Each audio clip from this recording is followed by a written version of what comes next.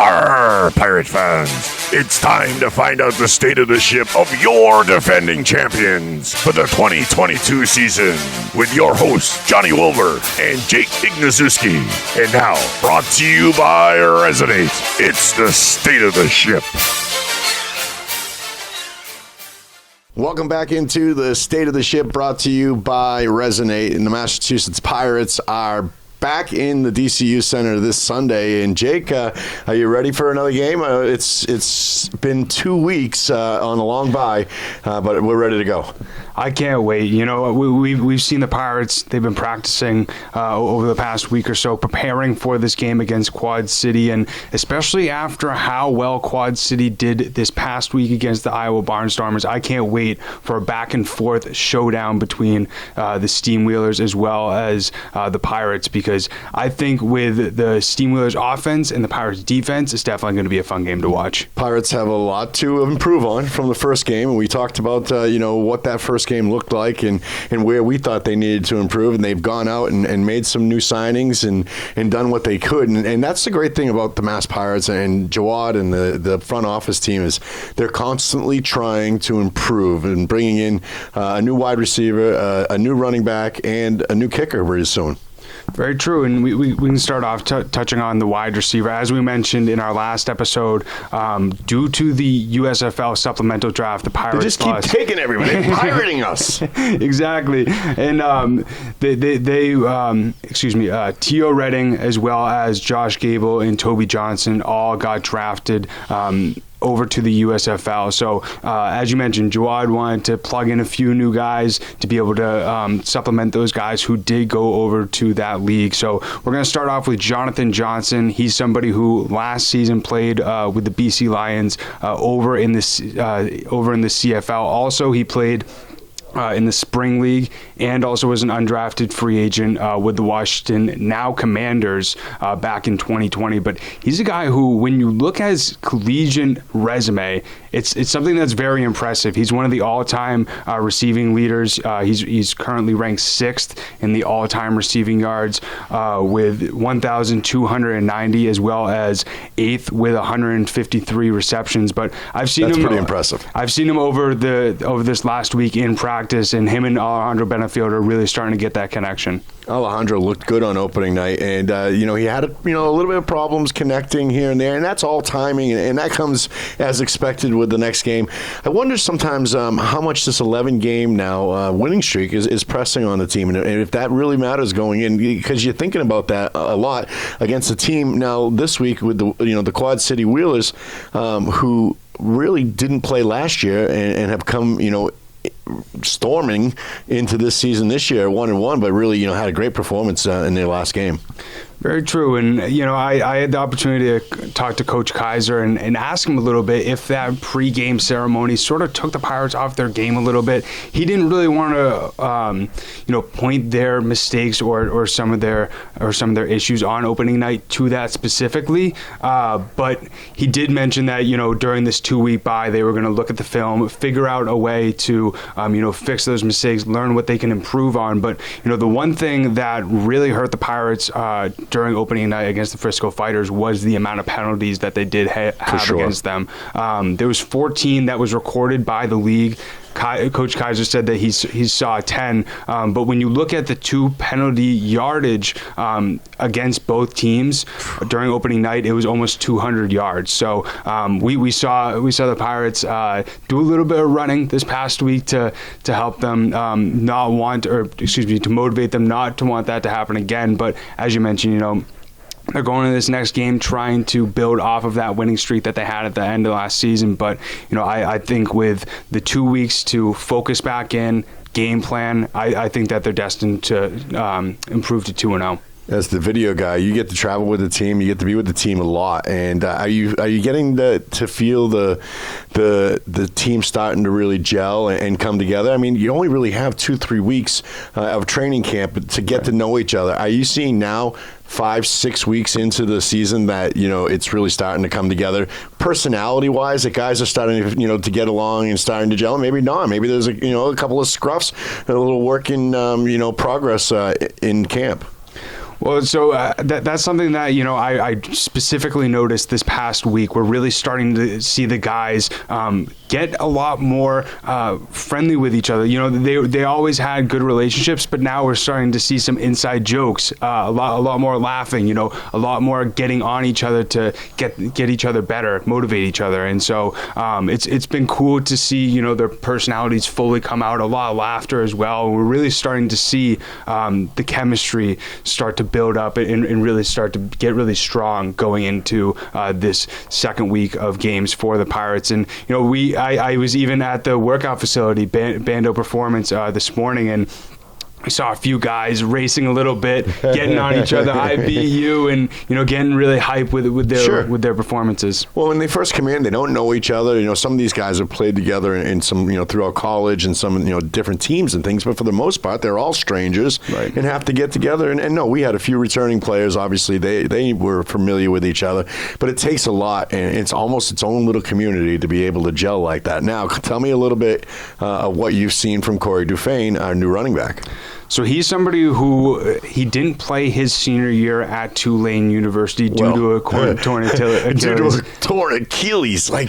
Man, to blow an Achilles and then come back to play football, especially in that running back position, that's a lot of dedication, hard work. And 100%. Man, when you do something like that, that's a serious injury. And to be able to, come back and perform the way that Corey has and is expected to, that's a sentiment to how tough he is.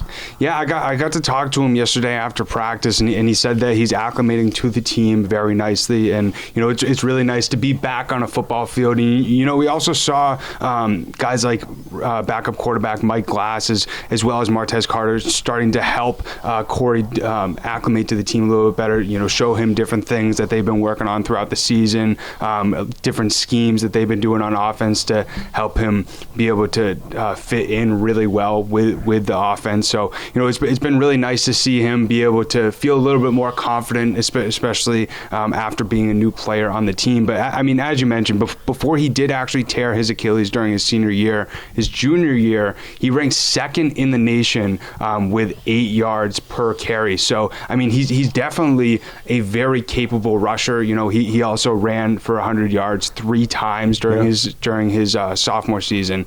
And so this is a guy who, in the backfield, he's going to be very dangerous. On the ESPN 300 list too, that's you're pretty high up there. You thought of pretty well in that position, and obviously an injury can put you back a little bit.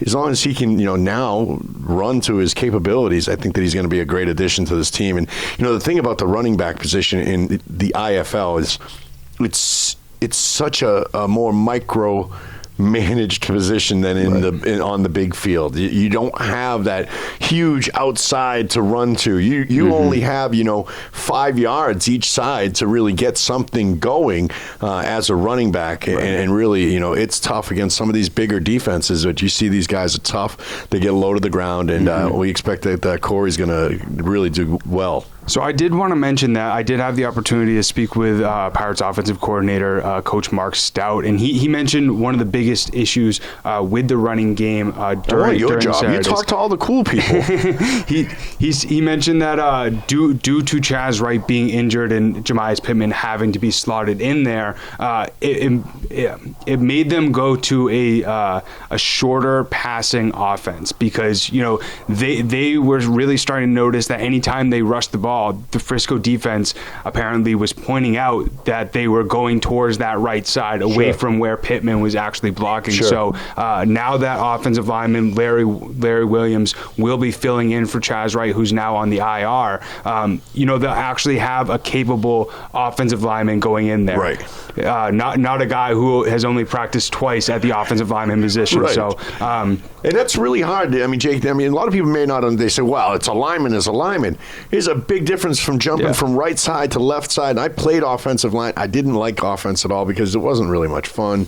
You just block all day. But no, it's so important to be able to know your blocking assignment, right? And to really, hold it down true, and really, it's what makes that game run. And if you got a guy that's just trying to, familiarize himself with that position, maybe he's played the left side his whole life. Right. Well, that call, he's always going left. Instead, now he's jumping to the other side. Now he's got to go right.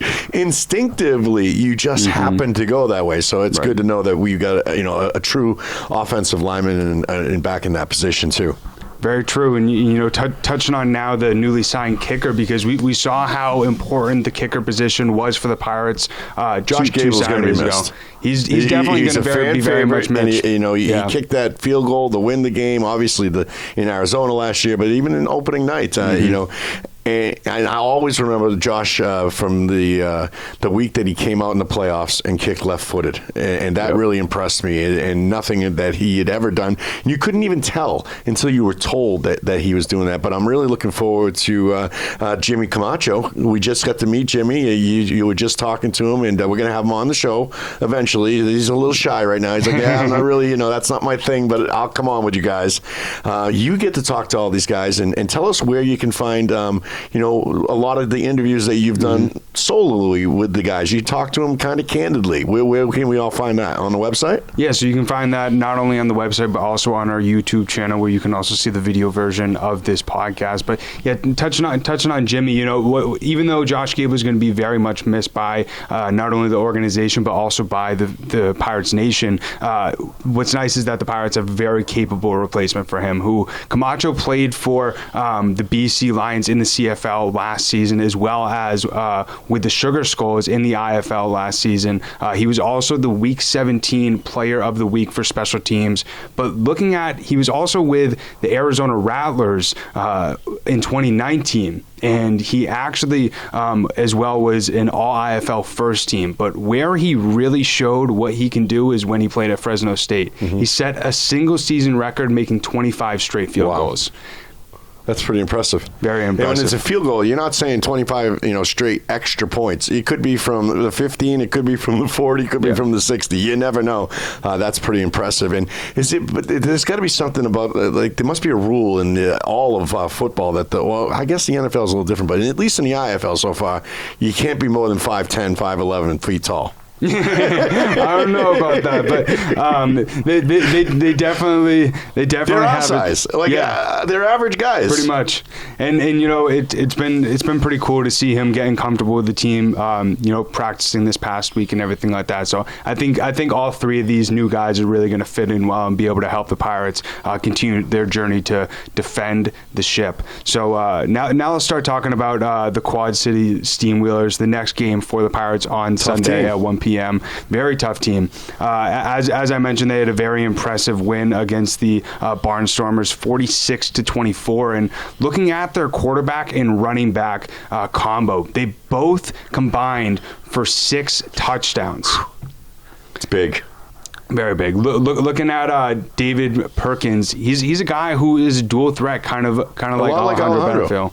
And we saw him a lot of times not only be comfortable to throw the deep passes, but also run out of the pocket. And he's got some moves as well. They weren't small runs that I saw him making against the Barnstormers. He's able to run very quickly and use his speed to his advantage. And looking at his passing ability as well, he was 11 for 19, passing for 183 yards, 2 touchdowns, 1 interception. He was also the lead rusher for the Steamwheelers, rushing for 54 yards. But also looking at Carrion Moore, he's a guy as well who leads the Steamwheelers in touchdowns right now.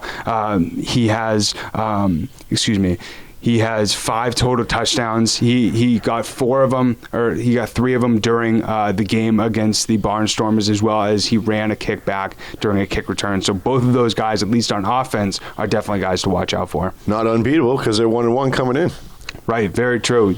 Definitely very beatable. I got the opportunity to talk to Aaron Maxey-Penton about the versatility that David Perkins has, and that's something that they've really been trying to game plan as a secondary. Looking at his deep passes, they're very ready for him to throw that ball up and try and bat it down to make sure that it's an incompletion, as well as his ability to be able to run out of the pocket. Our defensive line always solid, and it's going to be on a big test that day. Be able to keep the quarterback and Perkins in check, and then also of course the running back. And defensively, this team can tackle too. One guy had 9 tackles in the last game and a half a sack. Yeah, Nathan Sheets over the last 2 games has 16 total tackles, which is tied for third in the entire league. And then also looking at Jalen Swan, who's their defensive lineman, he had 6 tackles last game, and he also is tied for third with 2 sacks on the season. So, that's definitely something that the offensive line definitely needs to be aware of the Pirates. But luckily we got Dro in that under center, so he has the ability to run out of the pocket if he does get rushed at. 1 o'clock start this Sunday afternoon. It should be super exciting. You can still obviously get tickets on sale at Ticketmaster and at masspiratefootball.com. You'll see Jake running around with his video camera. Wave to him. Say, hey, Jake, I see you on the podcast. And next week, Jake, we should set up a booth at the table, at the Pirates table where the trophy is always, that they can ask us a question. And we'll pull out a question from one of the listeners or one of the fans at the DCU Center, and we'll answer that question if it's maybe addressed to a player or to the front office, and we'll try to address it. Nothing crazy. Don't go crazy there. No wedding proposals or anything like that, because all these guys are taken already. But I think it'll be fun to interact with our fans a little bit. Couldn't agree more. So definitely let us know on that. Give us a little bit of a question. We want to hear from you. We want to make this an interactive podcast. Put it as engaging as possible. Questions right down there in the comments. Right there. Yeah, right there.